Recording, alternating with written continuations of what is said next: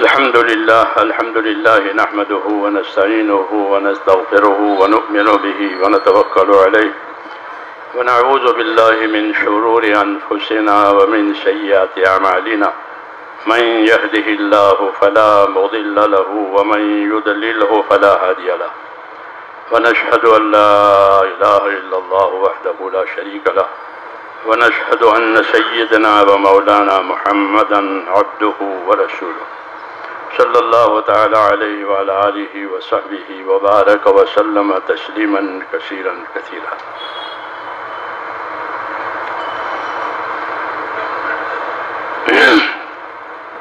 بزرگوں اور بھائیوں، دین کا کام نیتوں کے ساتھ ہونا چاہیے۔ کیا نیت ہے؟ کیونکہ جس کی نیت نہیں ہوگی اس کو اجر نہیں ملے گا۔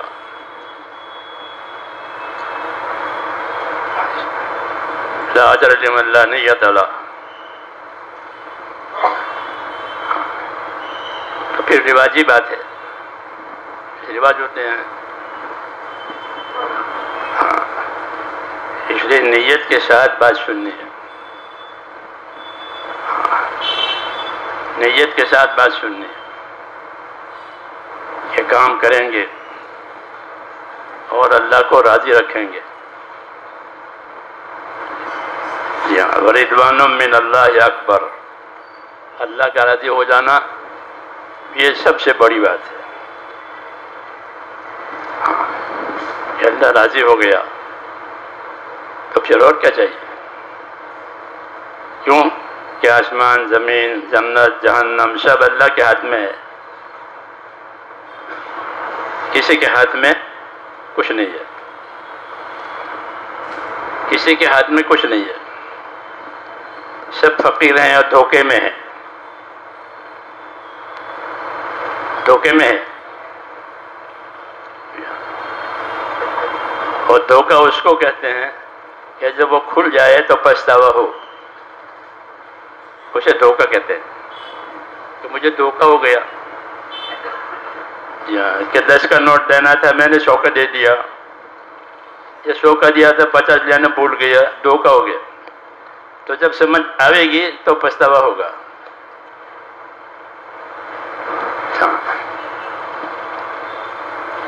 کہ دنیا دھوکے کی جگہ ہے، یہ کہا،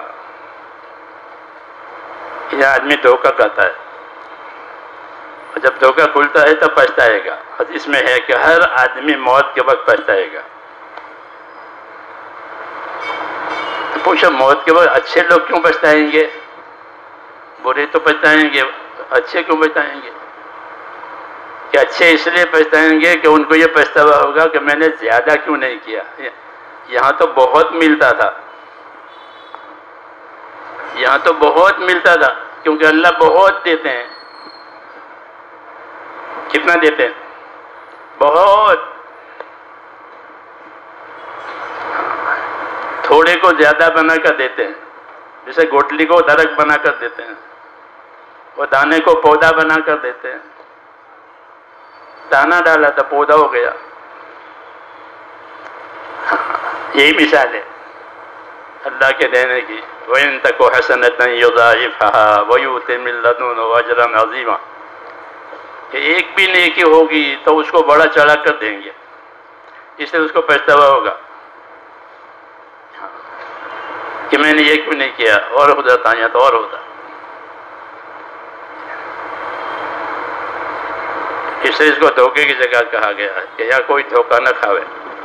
اور دھوکہ وہ نہیں کھائے گا جو اللہ رسول کے وعدوں پر یقین کر کے اپنے آپ کو پابند کرے، وہ دھوکہ نہیں کھائے گا، بلکہ وہ اللہ کے وعدوں پر خوش ہو جائے گا۔ ھذا ما وعدنا اللہ ورسولہ، یہ وہ چیز ہے جس کا ہم سے اللہ رسول نے وعدہ کیا تھا، تو خوش ہو جائیں گے۔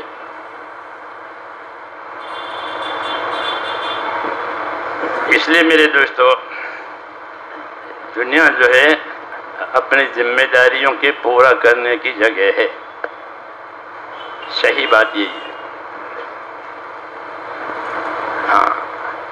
اپنی ذمہ داریوں کے پورا کرنے کی جگہ ہے یہ، اور اللہ کی مدد اتنی آئے گی جتنی ذمہ داری پوری کی جائے گی. سیدھی بات ہے، جتنی ذمہ داری بندہ پوری کرے گا اتنی مدد آئے گی. المعونۃ علی قدر المعونہ، اللہ کی مدد اتنی ملے گی جتنی ذمہ داری پوری کی جائے گی. ذمہ داری کے بغیر کوئی چیز نہیں ہے، سب دھوکہ ہے، سب دھوکہ ہے. اس لیے اپنے آپ کو میں نے کہا نیت کر کے یہ کرنا ہے کہ مجھے اللہ کی طرف سے آنے والی جو ذمہ داری ہے مجھے اسے پوری کرنی ہے، سیکھ کر کے، پوچھ کر کے، جان کر کے اسے پوری کرنی ہے. آدمی کا اپنی کامیابی میں اتنا ہی حصہ ہوگا جتنی اس کی محنت ہوگی. کامیابی کا کتنا حصہ ہوگا؟ جتنی اس کی محنت ہوگی. اگر 100% محنت ہے تو 100% کامیابی ہے. محنت نہیں ہے تو پھر کچھ نہیں ہے. یہ اللہ کے ضابطے قاعدے ہیں کہ آدمی کو وہ ملے گا جو اس کی محنت میں ہوگا. لَيْسَ لِلْإِنسَانِ إِلَّا مَا سَعَىٰ. دوسرا ضابطہ یہ ہے کہ انما لِامْرِئٍ مَّا نَوَىٰ، کہ آدمی کو وہ ملے گا جو اس کی نیت میں ہوگا، اور آدمی وہ کمائے گا جو اس کی محنت میں ہوگا. اس لیے ہم نیت کے بھی پابند ہیں اور صحیح محنت کے بھی پابند ہیں کہ ہماری محنتیں صحیح ہو جائیں. صحیح محنت کسے کہتے ہیں؟ کہ صحیح محنت وہ ہوتی ہے جو اللہ کے نبیوں نے کی ہے، وہ صحیح محنت ہے، اس پر وعدہ ہے. باقی کسی محنت پر وعدہ نہیں ہے. ارادہ ہے، ارادہ ہوگا تو ملے گا، تو نہیں ملے گا. بعد مطلب تاجر تجارت کی محنت کرتا ہے اور کھوٹ میں اترتا ہے، پاگل بھی ہو جاتا ہے. ہاں، کھوٹ میں پاگل ہو جاتا ہے، خود مر جاتا ہے. کیوں؟ اس کی محنت غلط ہوئی. اس لیے محنت نبیوں والی محنت وہ اللہ کے حکموں والی محنت ہوتی ہے. بازار میں چیزوں کی محنت، مسجد میں حکموں کی محنت. مسجدیں آخرت کے بازار ہیں. مسجدیں کیا ہیں؟ آخرت کے بازار. آخرت کی چیزیں یہاں ملے گی، باقی گھر میں کھانے پینے کی چیزیں وہاں ملے گی. اس لیے صحیح محنت میرے بھائی وہ ہے جو اللہ کے نبیوں نے کی ہے. اس محنت کی غرض یہ ہوتی ہے کہ بندوں کا تعلق اللہ تعالیٰ سے صحیح ہو جاوے. یہ پہلی بات. میرا اللہ ہے، مجھے اس نے پیدا کیا ہے، میری حیات موت اس کے ہاتھ میں ہے، سارے حالات اس کے ہاتھ میں ہے، کسی کے ہاتھ میں کچھ نہیں ہے. اللہ ہاں کہ اس سے بڑا کوئی نہیں، اس کے جیسا کوئی نہیں. پھر اللہ نے اپنا تعارف اپنی صفتوں سے کرایا ہے. جسے اپنی صفتوں سے، کہ اللہ کی صفتوں کو دیکھو. حضور صلی اللہ علیہ وسلم فرماتے ہیں کہ اللہ کے ایک کم 100 نام ہے. ایک کم 100 یعنی 99 نام. ایک نام ذاتی، باقی نام صفاتی. صفت بیان کی ہے. تمہارا پروردگار یہ کون ہے؟ کہ وہ جو سب کو پالنے والا ہے. اور کیسے پالتے ہیں؟ کہ رحمت سے پالتے ہیں. کیسے پالتے ہیں؟ رحمت سے پالتے ہیں. ماں باپ محبت سے پالتے ہیں، اور اللہ رحمت سے پالتے ہیں. اس لیے دشمن کو بھی روزی دیتے ہیں، دوستوں کو بھی روزی دیتے ہیں، کیونکہ رحمت کا تقاضا یہی ہے ماں باپ ناراض ہوتے ہیں نکال دیتے ہیں. ہاں، اور اللہ رحمت سے پالتے ہیں. جی ہاں،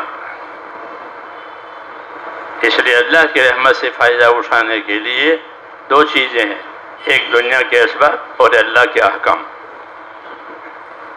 یہ دونوں اسباب بھی اس لیے پیدا کیے کہ ہماری قدرت سے فائدہ اٹھاؤ. یہ زمین ہے، یہ مال ہے، یہ اس سے فائدہ اٹھاؤ، مگر یہ فائدہ تھوڑا ہوگا. یہ فائدہ کیسا ہوگا؟ کہ تھوڑا. قل متاع الدنیا قلیل. اے نبی، لوگوں کو بتاؤ کہ دنیا کا نفع یہ تھوڑا.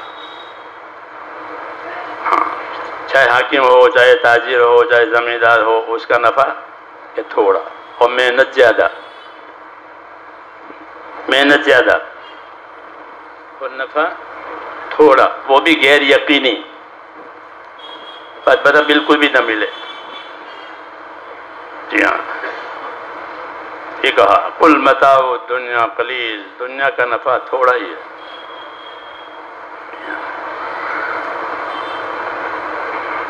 زیادہ دیا ہے تو زیادہ نفع پہنچانے کے لیے نہیں دیا ہے، زیادہ امتحان کے لیے دیا ہے. کس کے لیے دیا؟ امتحان کے لیے دیا کہ اس میں رکھ کر اللہ تمہیں دیکھیں گے کہ تم کیسے چلتے ہو. حدیث شریف میں کہ دنیا کے اسباب دے کر کے اللہ دیکھیں گے کہ تم کیسے چلتے ہو. سلیمان علیہ السلام نے دعا مانگی کہ مجھے بادشاہ بنا دے، ایسا بادشاہ بنا کہ ایسا کوئی ہو ہی نہیں سکے، ایسی بادشاہت دے. اللہ نے دے دی. ہاں، انہیں بادشاہت کے لیے جھگڑنا نہیں پڑا، الیکشن نہیں لڑنا پڑا، کسی حریف کو ہرانا نہیں پڑا، بلکہ دعا مانگی. اس میں ہم لوگوں کو سبق ہے کہ تمہارا پروردگار تمہاری دعا سے سب کچھ کر سکتا ہے، لیکن ہم دعا نہیں مانگتے. جی ہاں،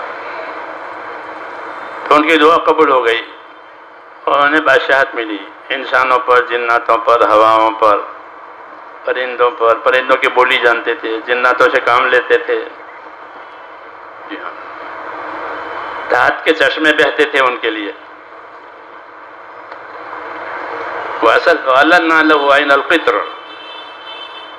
دھات، تانبا. ایسی بادشاہ، ایسی بادشاہت. لیکن وہ یہ فرماتے تھے کہ مجھ کو یہ بادشاہت دے کر میرا اللہ بھی مجھے آزمائے گا کہ میں کیسا کرتا ہوں.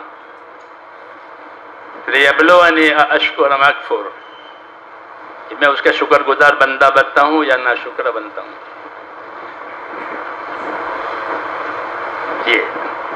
اس لیے یہ کہتے ہیں کہ دنیا کا ہر آدمی اپنی حالت میں امتحان میں ہے. کس میں ہے؟ ہم سب امتحان میں ہیں. اللہ ہم کو دیکھیں گے، اچھے حالات کا امتحان، ناگوار حالات کا امتحان، کہ اچھے حالات میں کتنا شکر کیا، ناگوار حالات میں کتنا صبر کر کے جمے رہے یا پھسل گئے. تو میں نے عرض کیا کہ دنیا کے اسباب امتحان کے لیے دیے گئے ہیں. جو اپنے آپ کو امتحان میں نہ سمجھے، آزاد سمجھے، اس کا مقصد فوت ہو جائے گا. اس کا مقصد فوت ہو جائے گا. جی ہاں، کیونکہ اس نے اپنے آپ کو امتحان میں نہیں سمجھا اور امتحان نہیں دیا. اس لیے ہر آدمی اپنے آپ کو امتحان میں سمجھے کہ میں امتحان ہوں. جو میری حالت ہے وہ میرا امتحان ہے. ناگوار حالات بھی امتحان ہے، اچھے حالات بھی امتحان ہے. اس امتحان میں مجھ کو وہ کرنا ہے جس سے میرا اللہ راضی ہو جائے۔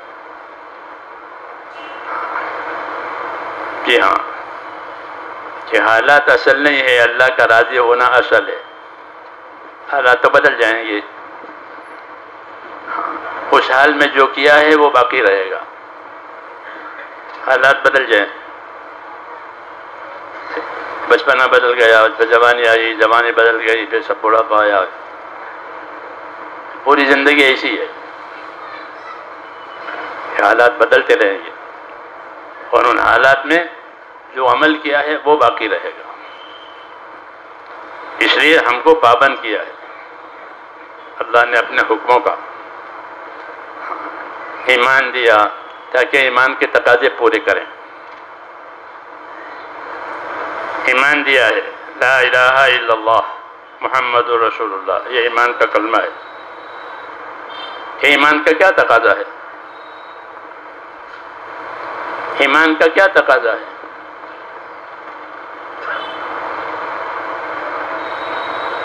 کہ ایمان کا تقاضا اطاعت ہے۔ ایمان کا تقاضا اطاعت، کہ اللہ کی اطاعت کرو۔ اس لیے نبی آتے ہیں، ایمان کی دعوت دیتے ہیں، ایمان کی محنت کرتے ہیں، اور ایک ہی بات کہ اللہ کی اطاعت پر زندگی آوے۔ وَمَا أَرْسَلْنَا مِن رَسُولٍ إِلَّا لِيُطَاعَ بِإِذْنِ اللَّهِ، کہ ہم نے رسول اسی لیے بھیجا ہے کہ ہمارے کہنے سے وہ لوگوں کو اللہ کی اطاعت پر لاوے۔ تو ایمان کا تقاضا کیا ہے؟ کہ اطاعت۔ یہ سبق اصلی ہے، اسی کی محنت ہے، اسی کی تعلیم ہے، اسی کو سیکھنا ہے، اسی کو سکھانا ہے، اسی کو اپنی زندگی میں اتارنا ہے، کہ بغیر اطاعت کے کوئی جنت میں نہیں جائے گا۔ اور جنت جہنم کا مسئلہ ایسا ہے نازک، بہت نازک، ادھر سے ادھر پٹ، جیسے پول پر آدمی ذرا پھسلا کے پانی میں، جی ہاں، دوسری جگہ نہیں، پانی ہے نیچے، پھسلا کے نیچے۔ حضور صلی اللہ علیہ وسلم نے ہم کو یہ نزاکت سمجھائی ہے کہ جنت جہنم کا مسئلہ یہ ہر وقت سامنے ہونا چاہیے، رسمی بات نہیں ہے، علاج۔ جی ہاں، کیوں کہ فرمایا، قسم کھا کے فرمایا، قسم کھا کے فرمایا، نبی ہیں اور پھر قسم کھا رہے ہیں، قسم کھا کے کہ میں اس پروردگار کی قسم کھا کے کہتا ہوں جس کے قبضے میں میری جان ہے، کہ آدمی کے مرنے کے بعد اس کا ٹھکانہ یا جنت ہے یا جہنم ہے، ختم۔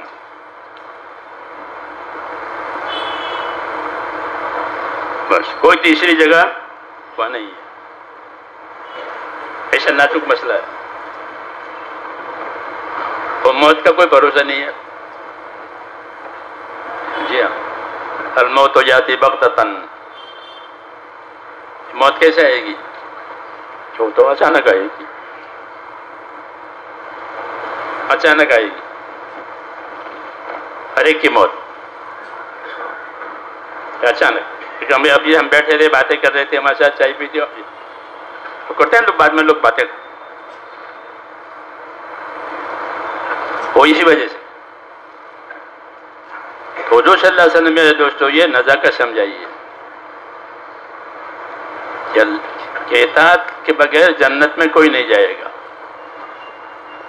اس لیے حضور صلی اللہ علیہ وسلم نے دعا سکھائی ہم کو۔ کیا دعا سکھائی؟ بہت دعائیں ہم کو سکھائی ہیں کہ اللہ سے یہ مانگا کرو، یہ مانگا کرو، یہ مانگا کرو۔ کیوں کہ ہم تو مانگنے سے بھی بے خبر ہے، اور ماننے میں بھی بے خبر ہے، ماننا بھی نہیں، مانگنا بھی نہیں آتا۔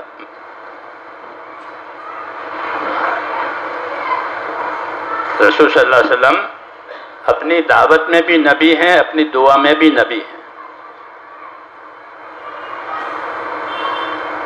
تو دعا مانگی یعنی سکھائی کیا دعا سکھائی؟ اللہم اقسم لنا من خشیتک ما تحول به بیننا و بین معاصیک، کہ اللہ مجھے اپنا خوف دے۔ کیا مانگا؟ خوف، کہ اللہ مجھے اپنا خوف دے، اور ایسا خوف دے جو مجھے تیری نافرمانیوں تک جانے نہ دے۔ جیسے کنویں کا خوف کنویں تک جانے نہیں دیتا، بچے کو پکڑ لیتا ہے، یہ کنواں ہے۔ یہ سکھایا خوف مانگنا، کہ اللہ مجھے اپنا خوف اتنا دے کہ وہ خوف مجھے تیری نافرمانی تک جانے نہ دے۔ جو نافرمانی پر گیا وہ ہلاک ہو گیا۔ تو یہ دعا مانگی، سکھائی ہے کہ مجھے اپنا خوف اتنا دے کہ میں تیرے نافرمانی تک نہ جاؤں، کہ یہ میرے اللہ نے منع کیا ہے، یہ حرام ہے، ایسا خوف دے۔ اور دوسری بات کیا مانگی؟ وَمِنَ الْيَقِينِ مَا تُهَوِّنُ بِهِ عَلَيْنَا مَصَائِبَ الدُّنْيَا، اور مجھ کو اپنے وعدوں کا یقین دے تاکہ دنیا کی مشکلات آسان ہو جاوے۔ آدمی کو کسی چیز کے ملنے کا یقین ہوتا ہے تو پھر مشکل نہیں معلوم ہوتی، نقصان نہیں معلوم ہوتا، کیوں کہ اس کے بدلے میں یہ ملنے والا ہے،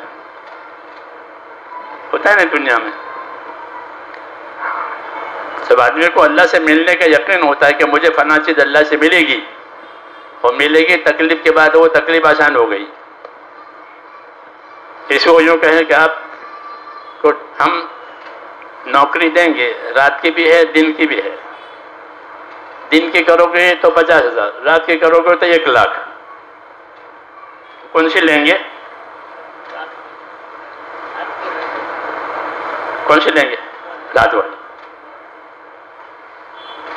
تو رات کا آرام، بیوی بچوں کے ساتھ رہنا، یہ آسان ہوگا اس کا چھوٹنا، اس کا چھوڑنا آسان ہوگا کہ 1,00,000 روپے ملیں گے۔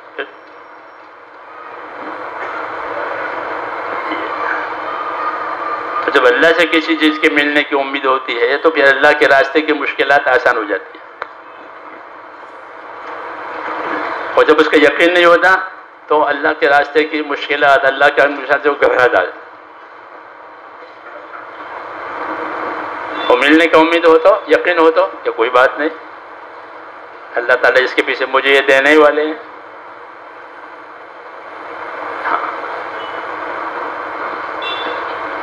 تو اللہ تعالیٰ نے اپنے وعدے کیے ہیں اطاعت پر، جب اس کا یقین آ جاتا ہے کہ مجھ کو تو اللہ یہ دینے والے ہیں، تو پھر جان خرچنا، مال خرچ کرنا، تکلیف سب آسان ہو جاتا ہے کہ مجھے اس کے پیچھے دینے والے اللہ، کیونکہ اللہ ایمان کی وجہ سے تکلیفوں پر بھی دیں گے، اور عبادت پر بھی دیں گے، اطاعت پر بھی دیں گے، ایمان کی وجہ سے بیماری پر بھی دیں گے، کہ آدمی بیمار ہو گیا، کہ بیماری رحمت ہے، تندرستی نعمت ہے۔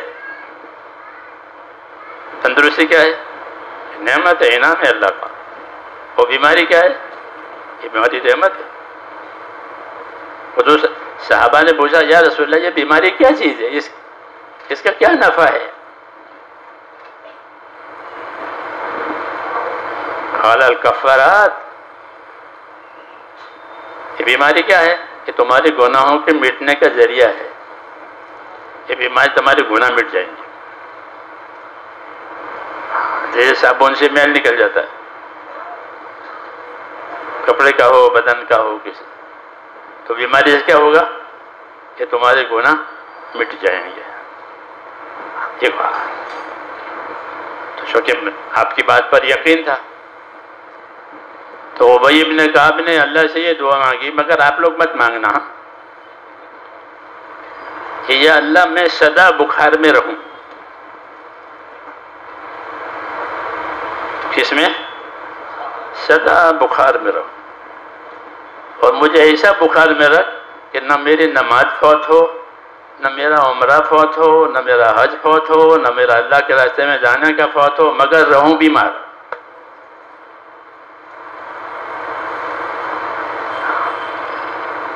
تاکہ یہ ساری چیزوں کا ثواب بھی رہے اور بیماری کی فضیلت بھی ملے. یہ یقین کی بات ہے. اس لیے کہا وَمِنَ الْيَقِينِ مَا تُحَوِّنُ بِهِ عَلَيْنَا مَصَائِبَ الدُّنْيَا کہ اللہ مجھے ایسا یقین دے دے کہ دنیا کی مصیبتیں آسان ہو. جیسے دنیا کا نفع ملتا ہو تو دنیا کی مصیبت آسان. کہ رات کو جاگیں گے نوکری کریں گے لاکھ روپے ملیں گے. تو یقین مانگا کہ اللہ مجھے اپنا یقین دے, اپنے وعدوں کا یقین دے کہ میرا اللہ مجھے یہ دینے والا ہے. کیونکہ اللہ تو بہت دیتے ہیں. اللہ بہت گن کے نہیں دیتے. ہاں تاجر گن کے دیتا ہے, سخی گن کے دیتا ہے. تاجر گن کے دے گا کیونکہ وہ کھوٹ آتی ہے. اور سخی بھی گن کے دے گا. لیکن کریم بغیر گنے دے گا. اللہ کریم ہے. اللہ کون ہے؟ کریم. ہاں اس لیے بدل نے اللہ کی صفتیں سمجھائی تھی کہ اللہ کریم ہے. تمہارا معاملہ کریم کے ساتھ ہے. کس کے ساتھ؟ کہ تمہارا معاملہ کریم کے ساتھ ہے. کہ اللہ کریم ہے کہ جو مانگنے کا انتظار نہیں کرے گا کہ مانگے تو دوں, اور حساب بھی نہیں رکھے گا, بے حساب دے گا اور دیتا ہی رہے گا. دشمن آوے دوست آوے. اس لیے ہم کو ہدایت ہے کہ اللہ سے لینے والے بنو. کوئی کیا دے گا؟ کوئی کیا دے گا؟ تم اللہ سے لینے والے بنو. اللہ سے خیر مانگو. فرماتے تھے اللہ سے اچانک کی خیر مانگو. حدیث شریف میں کہ اللہ سے کیسے خیر مانگو؟ اچانک. اے اللہ مجھے اچانک کی خیر دے دے. اور اچانک کے شر سے پناہ مانگو کہ اللہ اچانک کی کوئی شر نہ آوے, اچانک کی کوئی مصیبت نہ آوے, اچانک کی خیر دے دے. کتنی خوشی ہوگی اچانک خیر آ گئی. یہ سکھایا ہے. اللہ سے لینے والے بنو کیونکہ اللہ اپنے اطاعت پر بے حد دیں گے. اطاعت کے لیے پیدا کیا ہے, اطاعت کے لیے رسول بھیجا ہے. تو اطاعت کتنی کرنی ہے کہ وَمِنْ طَاعَتِكَ مَا تُبَلِّغُنَا بِهِ جَنَّتَكَ کہ مجھ کو اپنے اطاعت اتنی نصیب کر کہ میں جنت میں چلا جاؤں. اور قصہ ختم ہو گیا کہ مجھے اطاعت اتنی نصیب کر کہ میں کہاں جاؤں؟ جنت میں. نبیوں کے ساتھ, شہیدوں کے ساتھ, ولیوں کے ساتھ اتنی اطاعت مجھے دے دے کہ میں جنت میں چلا جاؤں. کیونکہ جو جنت میں داخل ہو گیا وہ کامیاب ہو گیا. کون کامیاب ہوا؟ فَمَنْ زُحْزِحَ عَنِ النَّارِ وَأُدْخِلَ الْجَنَّةَ فَقَدْ فَازَ کہ جو جہنم سے بچایا گیا اور جنت میں داخل کیا گیا وہ ہوا کامیاب. یہ اصلی کامیابی. باقی دھوکا, باقی دھوکا. جی ہاں مال بھی ہے اور جنت نہیں ملی, حکومت بھی ہے جنت نہیں ملی, زمینداری ہے جنت نہیں ملی, عہدے داری ہے جنت نہیں ملی, کہ پھر کچھ نہیں ہے. پھر کچھ نہیں ہے. اس لیے میرے دوستو یہ ایک راستہ ہے یہ اطاعت کا. یہ زندگیاں اطاعت پر آوے. مال سے اطاعت کریں, جان سے اطاعت کریں, نیت سے اطاعت کریں, ہر چیز سے اطاعت کرنی ہے. جتنی قوتیں ہیں وہ اطاعت میں خرچ ہو. ہماری قوتیں کس میں خرچ ہو؟ کہ اطاعت میں. نبی کے پاس ایک عجب نسخہ ہوتا ہے کہ وہ دنیا کو دین بنانا سکھاتے ہیں. جیسے کوئی تانبے کو سونا بنانا سکھاوے. کیمیاگر ہے, تانبے کو سونا بناتا ہے تو بڑا کیمیاگر کہ تانبے کو سونا بناتا ہے. کہ نبی اس سے بڑا کیمیاگر کہ دنیا کو دین بناوے. جس نے اپنی دنیا سے دین بنایا وہ دھوکے سے بچ کر کے ہمیشہ کی کامیابی میں چلا گیا، کہ دنیا سے دین بنا لیا، دنیا سے دین بنایا۔ اللہ تعالیٰ دنیا تقسیم کر کے دیتے ہیں،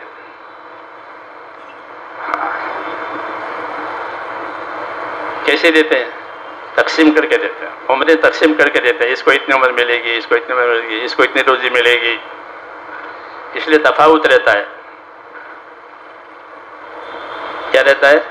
تفاوت، ہر چیز کو تقسیم کر کے دیتے ہیں۔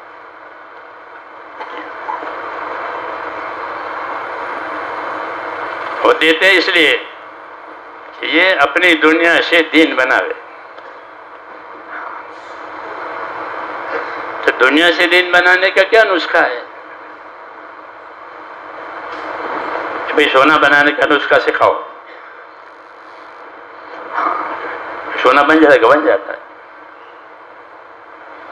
حضرت گنگوئی رحمۃ اللہ علیہ کے تذکرے میں لکھا ہے کہ ان کے زمانے میں ایک مجذوب تھے، تو جب یہ سبق پڑھنے جاتے تھے تو وہ مجذوب اللہ والے ہوتے ہیں، وہ پہچانتے ہیں، تو وہ کہتے تھے کہ رشید مجھے ملنا، سونا بنانا سکھا دوں گا، کہ جی مجھے تو سبق پڑھنا ہے،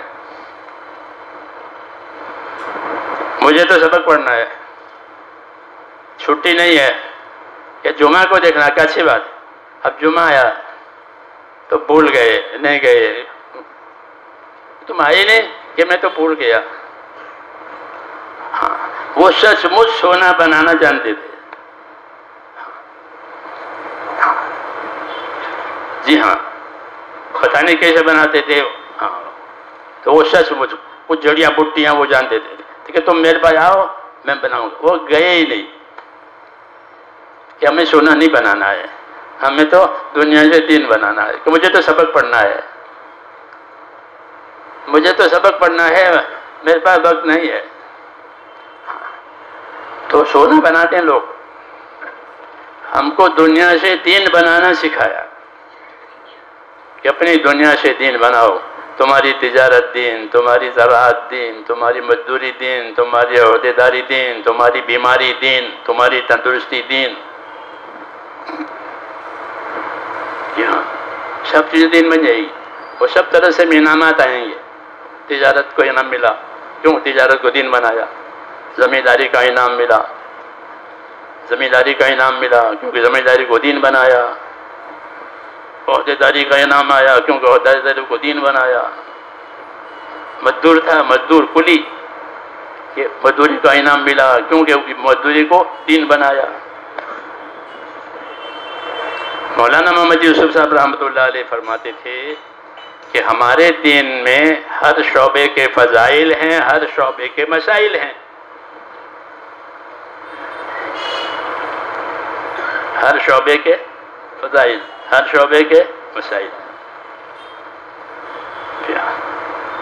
نماز کے فضائل، نماز کے مسائل، نماز کے فضائل کہ نماز سے کیا ملے گا، نماز کے مسائل کہ نماز کس طریقے سے صحیح ہوگی، کس طریقے سے مکروہ ہوگی، یہ مسائل۔ ایسے تجارت کے مسائل، تجارت کے فضائل، زمینداری کے فضائل، زمینداری کے مسائل، مزدوری کے فضائل، مزدوری کے مسائل۔ کیوں؟ کہ ہر طبقے کے حضور صلی اللہ علیہ وسلم نبی ہیں، ہر طبقے کے لیے نبی ہیں، تو ان کو اپنے کام کے فضائل بتائے، اپنے کام کے صحیح طریقے بتائے، تاکہ وہ جس طبقے میں ہے وہ اس کا کام دین بنے، تاجر کی تجارت دین بنے، مزدور کی مزدوری دین بنے، حاکم کی حکومت دین بنے، غریب کی غریبی دین بنے، مالدار کی مالداری دین بنے، کوئی محروم نہ ہو،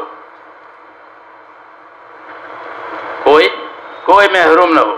رحمت للعالمین، سب کے لیے رحمت بنا کے بھیجا۔ اس لیے حضور صلی اللہ علیہ وسلم کے طریقوں پر آنا ضروری ہے۔ تو ہم کو سکھایا کہ تمہاری دنیا دین بنے گی، یا کیسے بنے گی؟ کہ تم اپنی دنیا میں ہر کام میں اللہ کا حکم دیکھو کہ اس میں اللہ کا حکم کیا ہے۔ یہ پہلی شرط ہے ایمان کے بعد، کہ ہر مسلمان کہ میرے کام میں اللہ کا کیا حکم ہے۔ اللہ کے حکم دو طریقے سے ہوتے ہیں، کرنے کے بھی بچنے کے بھی، دونوں قسم کے ہوتے ہیں، کرنے کے بھی ہوتے ہیں اور بچنے کے بھی ہوتے ہیں۔ پورا تولو ادھورا نہ تولو، یوں دو،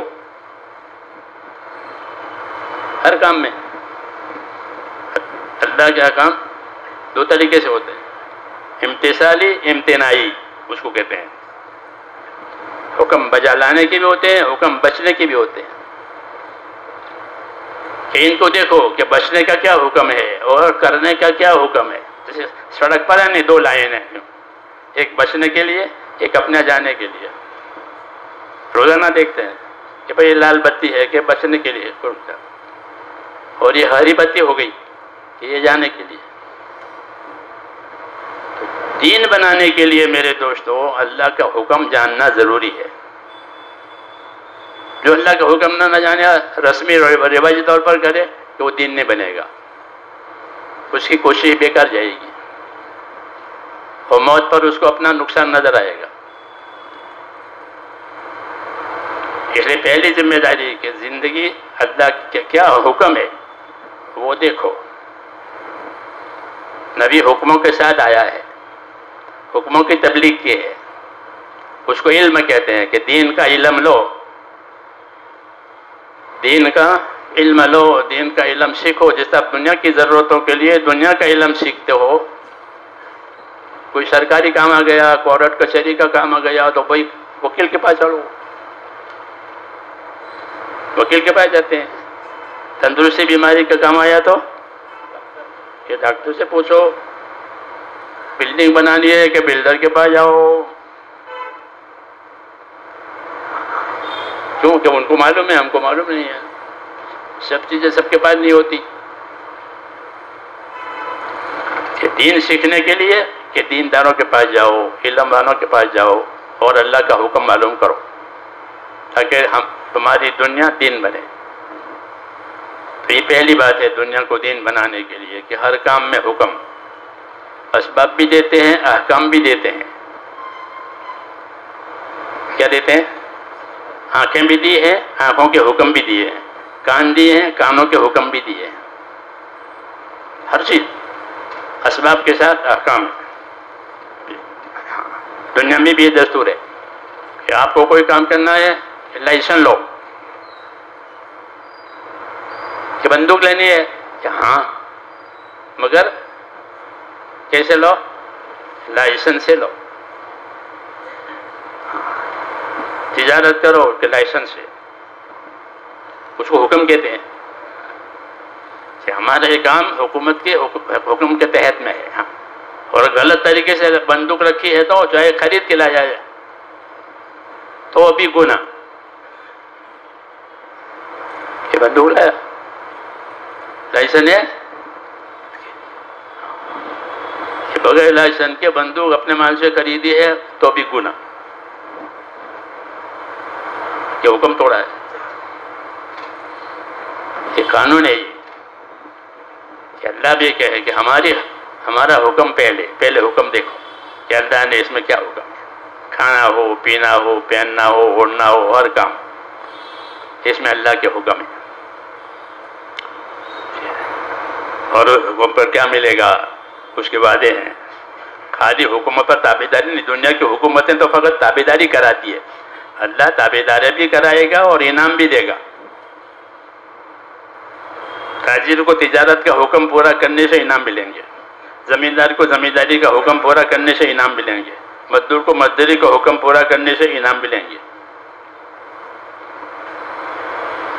جی ہاں، جس کو وعدہ کہتے ہیں کہ اللہ نے اپنے بندوں سے وعدہ کیا ہے۔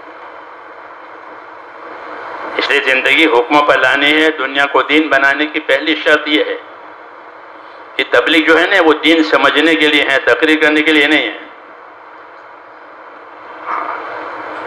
کہ اللہ کے راستے میں پھرو تاکہ حکموں کی اہمیت عظمت آوے، آخرت کی فکر آوے، تاکہ حکموں پر رک جاوے، ورنہ حکموں پر رک نہیں جاتا، دنیا کی چیزوں پر جاتا ہے۔ 100 ہے تو 1000 بنا، 1000 ہے تو 10,000 بنائیے۔ تو پہلی بات یہ ہے کہ اللہ کا حکم کیا ہے دنیا سے دین بنانے کے لیے۔ پوچھے جاننے والوں سے، علم والوں سے کہ اس میں اللہ کا کیا حکم ہے، یہ میں کر رہا ہوں۔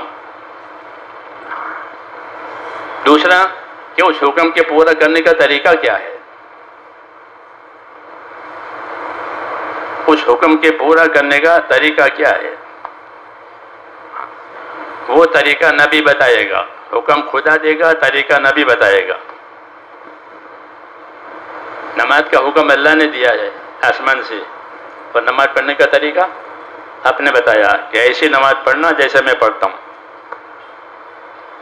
اسے نبی کے طریقوں کو دیکھا جائے گا، وہ ہماری اصلی کمائی ہے کہ زندگی طریقوں پر آئی، زندگی طریقوں پر آئی، کہ زندگی جتنے طریقے پر آئی وہ ہماری کمائی ہے۔ جوتا سنت کے مطابق پہنا ہے کہ جوتے کی کمائی ہو گئی، جوتا پہننے کی کمائی ہو گئی کہ جوتا سنت سے پہنا ہے کہ نور بنے گا، جوتا پہننا نور بنے گا، سنت میں نور ہے۔ سنت میں کیا ہے؟ سنت میں نور ہے۔ حضور صلی اللہ علیہ وسلم کو یہ نور دے کر بھیجا ہے۔ خجا قرآن شریف بھی نور، نبی بھی نور۔ قرآن حکم ہے اور رسول صلی اللہ علیہ وسلم میں طریقوں ہیں، وہاں حکم کا نور ہے، وہاں طریقوں کا نور ہے۔ وَأَنزَلْنَا إِلَيْكُمْ نُورًا مُبِينًا، تمہارے پاس کھلا نور اتارا ہے، وہ قرآن ہے۔ وَجَاءَ إِلَيْكُمْ وَأَنزَلْنَا إِلَيْكُمْ نُورًا مُبِينًا، یہ تو قرآن کے بارے میں، اور رسول صلی اللہ علیہ وسلم کے بارے میں بھی یہی فرمایا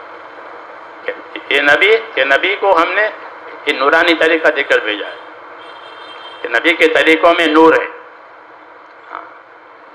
جتنی زندگی طریقوں پر آئے گی ان طریقے سے حکم پورا ہوں گے کہ یہ دین بنے گا، چاہے جوتا پہننا ہو، چاہے جوتا اتارنا ہو۔ جوتا اتارنا بھی دین بنے گا، جوتا پہننا بھی دین بنے گا۔ کس وجہ سے؟ کہ طریقوں کی وجہ سے۔ تو دین بنانے کے لیے حکم دیکھا جائے گا، طریقے دیکھے جائیں گے۔ تیسری بات کہ نیت دیکھی جائے گی کہ کس نیت سے کر رہے ہو، کس نیت سے حکم پورا کر رہے ہو، کس نیت سے عمل کر رہے ہو۔ جب وہ نیت صحیح ہوگی اخلاص والی کہ اللہ کے لیے، اللہ کا حکم اللہ کے لیے، نبی کا طریقہ اللہ کے لیے، اور کوئی غرض نہیں، دنیا کو دکھانا نہیں ہے، اور کوئی مطلب نہیں ہے، آخرت بنانی ہے، اللہ کو راضی کرنا ہے۔ مسلمان کے بعد دو ہی چیزیں ہوتی ہیں، وہ آخرت بناوے، اللہ کو راضی کرے۔ یبتغون فضلا من اللہ ورضوانا، یہ صحابہ کی صفت ہے۔ کہ صحابہ کیا چاہتے تھے؟ کہ وہ اللہ کا فضل چاہتے تھے اور اللہ کی رضا چاہتے تھے۔ اللہ کے فضل میں جنت ہے، یہ سب چیزیں ہیں۔ جی ہاں، تو اپنی نیت صحیح بنانی چاہیے۔ جی ہاں، پھر دنیا دین بن گئی، دنیا دین بن گئی، تاجر کی تجارت دین بن گئی، زمیندار کی زمینداری دین بن گئی، مزدور کی مزدوری دین بن گئی، غریب کی غریبی دین بن گئی۔ وہ کوئی وہ نقصان میں نہیں ہے، ہاں اس کو اللہ اس پر دیں گے۔ اس لیے میرے دوستوں زندگیوں کو دین پر لانا ہے۔ کیا کرنا ہے؟ کہ زندگیوں کو دین پر لاؤ، کیونکہ دنیا میں دو لائنیں ہیں۔ ایک لائن ہے اپنی خواہشات کی، ایک لائن ہے حکموں کی، ہوا اور ہدا اس کو کہتے ہیں کہ یہ خواہشات ہے اور یہ ہدایت ہے۔ اپنی خواہشات میں سے اپنے آپ کو حق پر اور ہدایت پر لانا یہ ذمہ داری ہے، نہیں تو آدمی اپنی خواہشوں پر چل پڑے گا، کیونکہ وہ راستہ آسان ہے اور میٹھا بھی ہے۔ خواہشات کا راستہ آسان اور میٹھا، کوئی قید نہیں، کوئی پابندی نہیں، جو چاہو کرو۔ جی ہاں، یہ خواہشات کا راستہ ہے۔ جی ہاں، مولانا محمد یوسف صاحب رحمۃ اللہ علیہ فرماتے تھے کہ جو راستہ حق کا ہے اس کی ابتدا ناگواریوں سے ہوگی، انتہا کامیابیوں سے ہوگی۔ حق کے راستے پر چلو گے تو پہلے ناگواریاں آئے گی، وہ ناگواریاں برداشت ہو گئی تو زندگی حق پر آ گئی، اب کامیابی ہو گئی۔ جیسے بیمار اس کو دوا کڑوی لگتی ہے، علاج اچھا نہیں لگتا، لیکن علاج کامیاب ہو گیا اور علاج پورا ہو گیا اور وہ تندرست ہو گیا. اب کچھ نہیں ہے، جاؤ اپنا کام کرو، کوئی بات ہو تو آ جانا، ڈاکٹر یوں کہتا ہے کہ آپ جاؤ، علاج ہو گیا.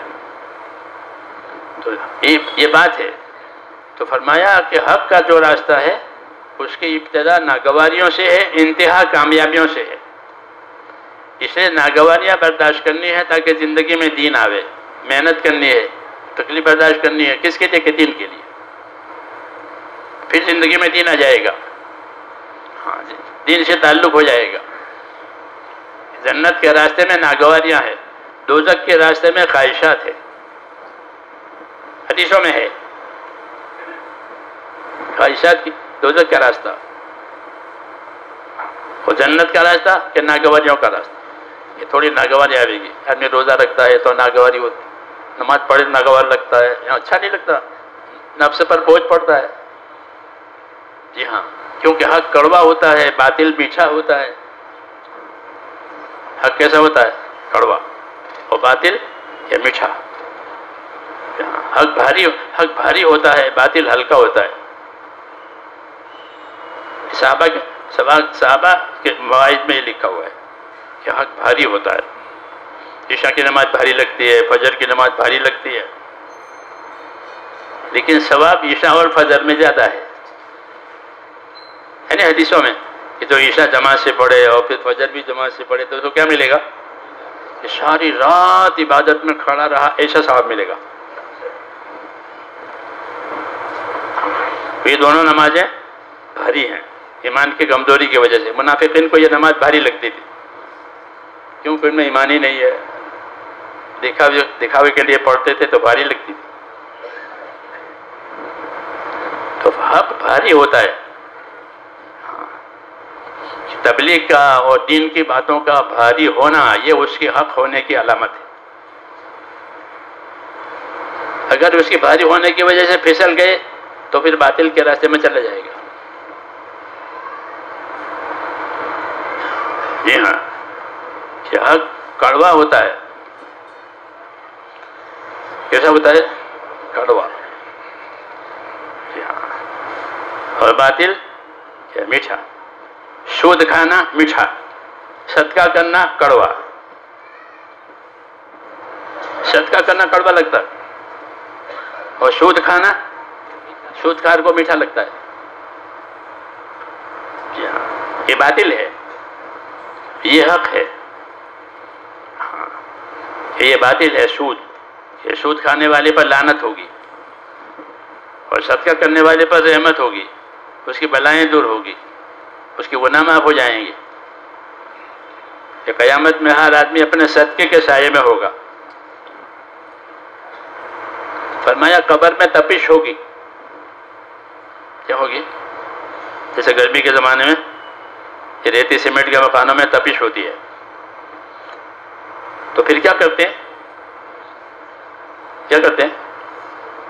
اے سی لگاتے. اے سی لگاتے یہ ٹھنڈک رہے. تو پھر قبر کی اے سی کیا؟ فرمایا صدقہ کرنا. صدقہ یہ قبر کی ٹھنڈک. یہ بتایا. تو صدقہ بھاری لگتا ہے اور سود کھانا میٹھا لگتا ہے. اس لیے میرے دوستو اس میں تمیز کرنی ہے کہ حق کیا ہے. جب بات حق مل گئی پھر اس کو نہ چھوڑے، اس کو نہ چھوڑے، اس کا پابند بنے. فاستقم کما امرت ومن تاب معک. یہ حکم ہے، فاستقم کما امرت ومن تاب معک. کہ آپ اے نبی جس بات کا آپ کو حکم آوے آپ اس کے پابند ہو جائیے. پہلا حکم. اور جو آپ پر ایمان لائے ہیں توبہ کر کے وہ بھی اس کے پابند ہو جائے. تو نبی کو اور محمد کو ایک ہی حکم دیا ہے، وہ کیا؟ کہ پابند ہو جاؤ. پھسلنے والے نہ بنو، پابند بنو. فاستقم کما امرت ومن تاب معک. اے نبی آپ بھی پابند بناؤ. حضور فرماتے تھے یہ آیت میرے اوپر بہت بھاری ہے، سورہ ہود کی آیت ہے، جیسا حکم ہے ویسا کرو، تو بہت بھاری بات ہے نا. تو یہ حکم ہے. تم جو کچھ ملے گا میرے دوستو وہ تو اس راستے سے ملے گا کہ اپنی زندگی کو پابند بنایا ہے تو وہ زندگی قیمتی ہو جائے گی. ہاں زندگی تو گزرنے والی ہے، وہ تو ہر حال میں گزرے گی. ہاں لیکن ان چیزوں کے ساتھ گزارا ہے کہ اللہ کا کیا حکم ہے، نبی کا کیا طریقہ ہے، میری کیا نیت ہے، میں اپنی دنیا کو دین بناؤں، تو اس کے لیے تو کرنا پڑے گا، کرنا پڑے گا. اور شیطان دنیا کا نقصان بھی سمجھائے گا کہ تمہاری دنیا کا نقصان ہوگا. حدیثوں میں ہے کہ جب کوئی آدمی مسلمان ہوتا ہے تو شیطان اس کو کہتا ہے کہاں جا رہا ہے، خاندان کہاں، تو کہاں، اور پھر کن لوگوں میں رہے گا. اس کو بہکانا کہتے ہیں، بہکانا اس کا کام ہے. ہاں جی ہاں. لیکن وہ کہ نہیں، مجھے تو اللہ نے ایک راستہ دیا ہے، میں اسی پر رہوں گا. نہیں تو وہ بہکاوے گا. ہر آدمی کو الگ الگ طریقے سے وہ بہکاتا ہے، اس کے پاس اس کا فن ہے. کیا ہے؟ اس کا فن ہے کہ کس کو کس طرح بہکانا. جی ہاں. اس لیے ہم کو حکم کہ شیطان کے شر سے پناہ مانگو کہ اللہ مجھے اس سے بچائے. ورنہ وہ آدم کے اولاد کو بہکانا یہ اس نے اپنے ذمے لیا ہے کہ میں ان کو بہکاؤں گا. بہت تھوڑے ہوں گے اے اللہ جو تیرے حکموں کی قدر کریں گے، تیرے شکر گزار بنیں گے، یہ تو بہت تھوڑے ہوں گے. اکثریت کو میں بہکاؤں گا. یہ اس نے چیلنج کیا ہے اور اللہ کے سامنے کیا ہے. اس سے زیادہ کوئی بے ادب نہیں ہے. جی ہاں. اس لیے ہمیں چوکنا رہنا ہے. کیا رہنا ہے؟ چوکنا رہنا ہے. ہاں تاکہ ہماری زندگی جو ہے کامیاب بن جائے. حضور صلی اللہ علیہ وسلم کامیابی کا راستہ لے کر آئے ہیں، اس راستے کی محنت لے کر آئے ہیں، اس راستے کی تعلیم لے کر آئے ہیں، اس راستے کے حدود حقوق بتائے ہیں کہ اس کی یہ حد ہے، اس کا یہ حق ہے. اس لیے اپنے دین کو سیکھنا، سمجھنا، اس کا جاننا یہ ضروری ہے اور اس کی سمجھ پیدا کرنی ہے. جب محنت کریں گے تو جو آدمی جس لائن کی محنت کرتا ہے اس لائن کی اس میں سمجھ پیدا ہوتی ہے، اس کی سمجھ چلتی ہے. آدمی سمندر ہے ایسا بنا ہے، جس لائن کی وہ محنت کرے اس لائن کی اس کی سمجھ بڑھتی ہے.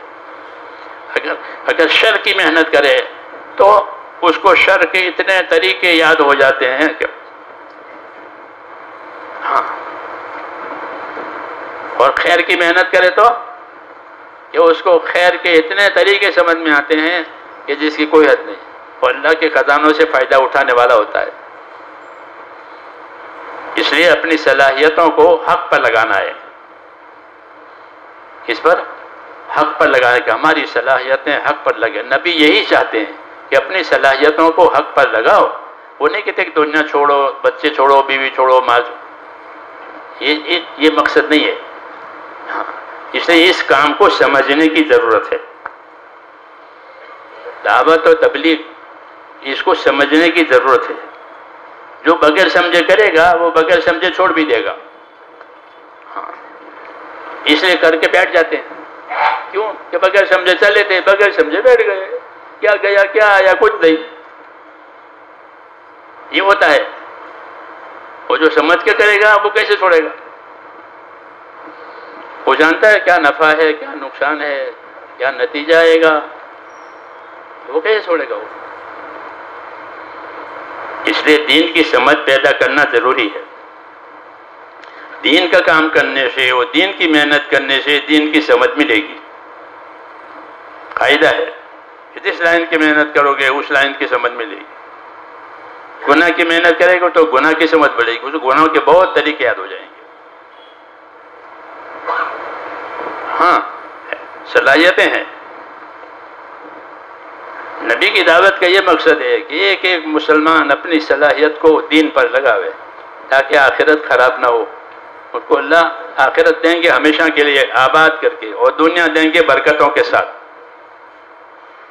آخرت ہمیشہ کے لیے دیں گے آباد بنا کر. لا خوف علیہم ولا هم یحزنون، کوئی خوف نہیں، کوئی غم نہیں، رہو بس. جنتی کو پوچھیں گے کہ جانا ہے گھر، پوچھیں گے جانا ہے اپنے بچوں میں. تبلیغ والے پوچھیں گے گھر جاؤ گے کہ ہاں مشورہ ہوگا جاؤں گا. تبلیغ والا یہ کہے گا کہ آپ لوگ مشورہ کرو تو گھر جاؤں گا، ایسے نہیں جاؤں گا. اصولی آدمی ہے. لیکن جنتی نہیں کہے گا کہ مجھے گھر جانا ہے. کیوں؟ کہ وہ اللہ کا اکرام دیکھے گا، میرا اللہ نے میرا اکرام کیا ہے، اس لیے وہاں نہیں جانا ہے. کچرا پونجا ہے وہاں، جی ہاں، یہ وہاں نہیں جانا. وہ نہیں چاہے گا کہ دنیا میں جائیں. لا یبغون عنہا حولا.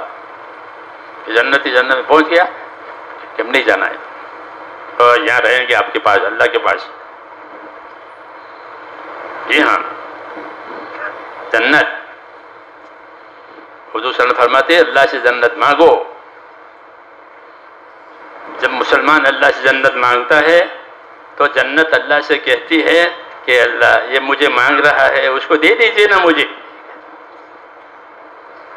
حدیثوں میں ہے یہ مجھے مانگ رہا ہے تو یہ اللہ مجھے اس کو دے دیجئے. وہ بھی ہمارے ساتھ ہے، جنت دلانے میں جنت ساتھ. اور جب دوزخ سے بچنے کی دعا مانگتا ہے کہ اللہ مجھے دوزخ سے بچا، تو دوزخ کہتے ہیں اللہ یہ مجھ سے بچنا چاہتا ہے، آپ اس کو مجھ سے بچا لیجئے. یہ ہوتا ہے. اس لیے دین جاننا ضروری ہے. کیا جاننا؟ دین جاننا ضروری ہے. دین کو سیکھو، دین کو سمجھو. جب محنت ہوگی، اب محنت چھوٹ گئی ہے تو اب دین رسم رواج میں رہ گیا. اور جیسا بھی کہتے ہیں کہ پہلی امتوں میں دین رسم رواج میں رہ جاتا تھا، عمل میں نہیں ہوتا تھا، اخلاص میں نہیں ہوتا تھا، قربانی میں نہیں ہوتا تھا. تو نیا نبی آتا تھا، نیا نبی اللہ بھیجتے تھے، اور وہ ان کو رسمیت سے نکال کر حقیقت پر لاتے. اب نیا نبی کوئی نہیں آئے گا، اب ہم کو ہی حقیقت پر آنا ہے کہ دین والوں سے دین سیکھو، علم والوں سے علم سیکھو، اخلاص والوں سے اخلاص سیکھو. جیسے دنیا جس کے پاس تھوڑی ہوتی ہے وہ زیادہ دنیا والے کے پاس جاتا ہے تاکہ اس کو دنیا سے فائدہ اٹھائے. ایسے اب اللہ تعالیٰ امت کو امت سے دین دے گا، امت کو امت سے دین دے گا. نبی نہیں آئے گا. امت کے اہل علم ہوں گے، امت کے اہل حق ہوں گے کہ ان کے ساتھ وابستہ ہونا ہے، ان سے رہبری لینی ہے اور اپنی محنت لگانی ہے. اپنی محنت لگانی ہے. جی ہاں، رہبری کے ساتھ.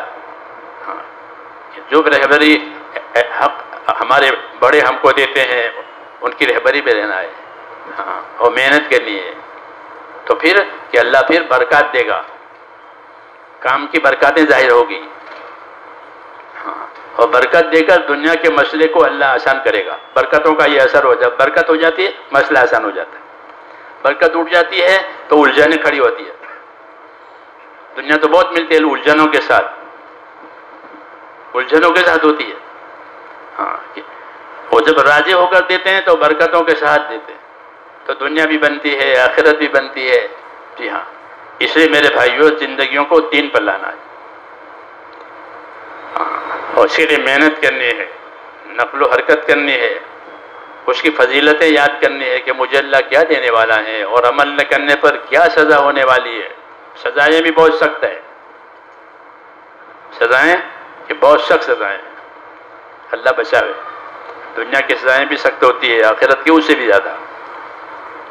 جی ہاں، اس لیے اپنی زندگی کو ایک مقصد پر لانا ہے، وہ ہے اللہ تعالیٰ کا دین.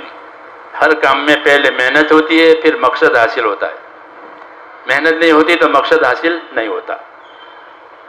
جی ہاں، اسے دین میں بھی کہ پہلے دین کی محنت ہوگی، صحیح اصولوں کے ساتھ، صحیح ترتیب کے ساتھ محنت کریں، پوچھ کے چلیں، مان کے چلیں. پھر اللہ نا امید نہیں کرے گا، پھر اللہ تعالیٰ دین دے گا، وہ دین برکتوں کے ساتھ آئے گا، دنیا کی پریشانیاں ختم ہو جائے گی، پریشانیاں ختم ہو جائے گی، برکتیں آئے گی، دعائیں قبول ہوگی، دعائیں قبول ہوگی۔ دعاؤں قبول ہونا یہ مستقل انعام ہے جو اطاعت پر ملتا ہے، کہ جتنی اطاعت ہوتی ہے اتنی قبولیت ہوتی ہے۔ جی ہاں، تو دعاؤں میں قبولیت آتی ہے کہ جو مسئلہ ہے آپ نے اللہ سے مانگا اور اللہ سے مانگ کر مسئلہ کو حل کرا ہے، آسان راستہ کہ تمہاری دعاؤں میں قبولیت آئے گی۔ دعا انعام ہے اللہ تعالیٰ کا، وہ ہم کو دی ہے کہ دعا والی بنو، دعا والے بنو، اللہ سے مانگنے والے بنو، اللہ سے تعلق پیدا کر کے مانگو، اللہ سے تعلق پیدا کر کے مانگو۔ ہاں، کہ پھر نامراد نہیں ہوگا کہ اللہ سے تعلق پیدا کرو۔ ہاں، اللہ کے حکموں میں جان مان لگا کر اللہ سے تعلق پیدا کیا جاتا ہے، اپنی خواہشوں میں سے نکل کر حکموں پر چلنے سے تعلق پیدا ہوتا ہے، پھر تعلق وعدے کی بات رد نہیں ہوتی۔ یہ جو ہمارا تعلق ہے، یہ تعلق والے کی بات رد نہیں ہوتی، اس لیے دعاؤں میں قبولیت آئے گی دین کے کام کرنے کی وجہ سے، اور یہ اللہ کا بڑا انعام ہے کہ دعا قبول ہونے لگے۔ پھر قصہ ہی ختم کہ ہمارے مسئلے آسمان سے حل ہوں گے، ہمارے مسئلے آسمان سے حل ہوں گے، کیونکہ اس کی دعا مانگی تھی۔ جی ہاں، یہ بڑا انعام ہے ایمان کی وجہ سے، اس لیے ایمانی زندگی بنانی ہے، ایمان کی محنت سے ایمانی زندگی بنتی ہے، نہیں تو حیوانی زندگی بنے گی، کھانا پینا یہ۔ جی ہاں، اس لیے ہمیں ایک راستہ دیا ہے، یہ اس کی محنت پر یہ سب چیزیں ملے گی جب بشر محنت صحیح ہوگی۔ محنت مقصود نہیں ہوتی، اس کا نتیجہ مقصود ہوتا ہے۔ یہ خالی محنت کر کے مطمئن نہ ہو جائے کہ میرا چلہ لگ گیا، میری چائے میں لگے، حاصل کیا ہوا یہ دیکھنا ہے۔ خالی وقت پورا کرنا کافی نہیں ہے، وقت تو کام کے لیے پورا ہوتا ہے۔ ہاں، کہ اس کا جو وقت جو ہے وہ تو کام پر لگانا ہے، خالی وقت پورا کر کے کارگزاری سب گزاری مقصود نہیں ہے، کارگزاری سب گزاری بھی کرنی ہے، لیکن اصل چیز حاصل ہونے کے لیے، اصل چیز کہ ایمانوں میں یقین آوے، نیتوں میں اخلاص آوے، عمل میں استقامت آوے، ہاں گناہ ہے تو توبہ پر آوے۔ یہ اصلاح کی شکلیں ہیں کہ گنہگار تھا اور اللہ کے راستے میں جا کر توبہ ملی، تو اب رو رہا ہے اللہ کے سامنے کہ میں نے تو یہ کیا ہے، میں نے تو یہ کیا ہے، ایسے بہت ہوا ایسے۔ جی ہاں، توبہ ملی تو اب ڈر لگ رہا ہے، اللہ کے سامنے رو رہا ہے، تو اللہ اسی کو گناہ معاف کر دے گا۔ جی ہاں، ہر ایک کو الگ الگ چیزیں ملتی ہے صحیح محنت کرنے کی وجہ سے، اپنے اپنی صلاحیتوں کی وجہ سے۔ جی ہاں، اسے اس کام کے اندر کیا بڑی بڑی خیر ہے، بڑی خیر، بڑے نفع، ہاں اپنے اپنی محنت سے لوگ اسے کمائیں گے۔ جی ہاں، بارش کے پانی کی طرح، بارش کے پانی میں بڑی خیر ہے، پھول بھی اس سے ہوتے ہیں، پھل بھی اس سے ہوتے ہیں، اناج بھی اس سے ہوتے ہیں، سمندروں میں موتی بھی بارش کے پانی ہوتے ہیں۔ جی ہاں، ساری چیزیں پانی سے بنتی ہے۔ وَجَعَلْنَا مِنَ الْمَاءِ كُلَّ شَيْءٍ حَيٍّ، کہ پانی سے ہم نے ہر چیز کو آباد کیا، یہ کہہ رہے ہیں۔ تو حضور صلی اللہ علیہ وسلم جو راستہ لے کر آئے ہیں وہ بارش کے پانی کی طرح سے، یہ حدیثوں میں ہے، اس میں حدیثوں میں مثل ما بعثني الله من العلم والهدى كمثل غيث، کہ جو علم و ہدایت دے کر مجھے خدا نے بھیجا ہے وہ بارش کے پانی کی طرح سے، کہ نفع ہی نفع، نفع ہی نفع بارش کے پانی میں، اس کو مبارک پانی کہا ہے اللہ نے، ہم نے آسمان سے مبارک پانی اتارا ہے، یعنی بہت نفع والا۔ ایسے ہی حضور صلی اللہ علیہ وسلم کی بعثت، آپ کی دعوت، آپ کی نبوت، یہ بھی ایسے ہی ہے، مثال دی ہے۔ سمجھ میں آ رہی بات؟ ارادے کرو، کیا کرو؟ اللہ کو اپنا ارادہ بتانا ہے، لوگوں کو نہیں بتانا کہ اللہ مجھے یہ کرنا ہے، میری مدد کر۔ پھر اللہ مدد دے گا آزمانے کے لیے کہ دیکھ کرتا ہے نہیں کرتا، اسباب بنائیں گے، پھر اسباب بنے پھر بھی پھسل گیا کہ محروم ہو جائے گا،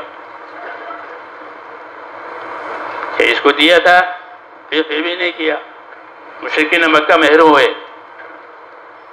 مشرکین مکہ محروم ہوئے، کیوں کہ ان کو نبی دیا تھا، ان کے خاندان میں کو انہوں نے نہیں مانا۔ أَلَمْ تَرَ إِلَى الَّذِينَ بَدَّلُوا نِعْمَةَ اللَّهِ كُفْرًا، یہ ان کے بارے میں اتری، یہ دکھانے ان کو جنہوں نے اللہ کی نعمت کے جواب میں ناشکری کی ہے، یعنی مشرکین مکہ، پھر اللہ نے ان کو اجاڑ دیا وہاں سے، محروم ہو گئے۔ جی ہاں، اللہ حفاظت فرماوے، اس لیے چوکنا رہنا ہے اللہ کے معاملے میں۔ جی ہاں، حکم ہے کہ چوکنے رہو، بھول بھی ہو جائے گی، گناہ بھی ہو جائے گا، اس سے آدمی محروم نہیں ہوتا۔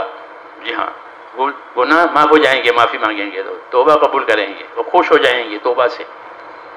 اس لیے اللہ سے امیدوار رہیں، حدیثوں میں کہ اللہ سے امیدوار رہو، اللہ سے اچھا گمان رکھو۔ جی ہاں، پھر جیسا گمان ہوگا ویسا کریں گے۔ اللہ سے امیدوار رہو اور اللہ کی بشارتیں سنو، اللہ کی بشارتیں سنو اور امیدوار رہو، اللہ ایسے حالات لاوے گا جو تمہیں خوش کر دے گا۔ یہ ہے،